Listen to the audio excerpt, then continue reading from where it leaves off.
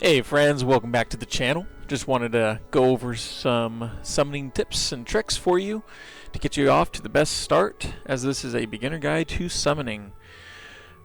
Now, how to access summoning, you can go down here on the bottom, so these cards, or you can actually click on this hamburger symbol and it should be on the top right here. Now I want to talk about the various categories of summoning banners. There's quite a few of them, as you can see here. Now, I do not have the very top one, the beginning banner. Essentially what this is allows you to get a 5-star or a legendary character right off the bat within 30 pulls. It goes into a pool of characters. I'll show them here. So here's all the legendary characters. I won't go through the list here. Just go pause it, read it, and that's the list that you get. Now, when we look at the other banners, after you go through the beginner banner, as soon as you get a legendary character, the banner closes. But you do have a chance of getting, 1, 2, 3, if you're very lucky. And then the banner closes after that. I think it gives you about 30 days or so to pull on that. And I'll go into my recommendations of when we should tackle that beginning banner. So if we look here, there's about 3 classifications of banners. There's the debut, the destined, and the standard. Okay, we'll go through each one of them. So what is the debut banner? This is the premier character, usually the strongest or the newest character.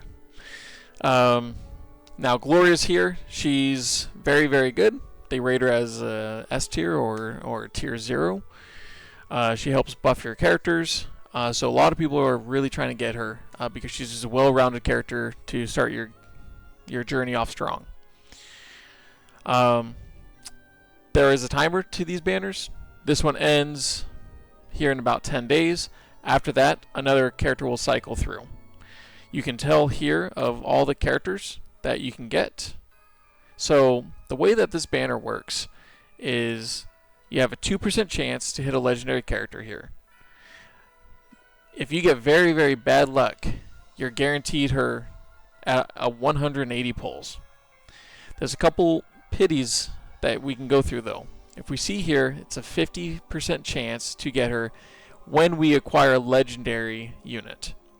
Okay, so let's say you pull 20 times and you very lucky and you get a legendary unit. It could be any of these, but what it's going to do is essentially flip a coin. You either get Gloria or you can get one of these dozens of characters. And then these other ones, epic, rare, and common, they're okay, situational. So that's kind of the overview for the debut banner. Now the Destined banner. This one's, to be honest, a little trappy. However, there are some cool things to talk about. So I'll focus on Cole's banner and Burrell's banner. Right. This is called the Banner of Innocence.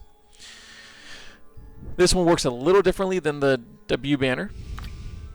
This one, you have a 75% chance to obtain the following when you acquire a legendary unit. So instead of being 50-50 like Gloria's banner, this one you'll get one of these two if you hit that 75% chance. The bad news is, let's say you get Cole after 20-30 pulls, you are not guaranteed Burl the very next character that you get. It's still going to look at that 75% and do 50-50. So you can essentially get Cole 4, 5, 6 times in a row and not get Burl.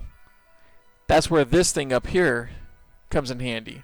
Where if you hit the pity, mine's currently 115 summons, but this usually says 180.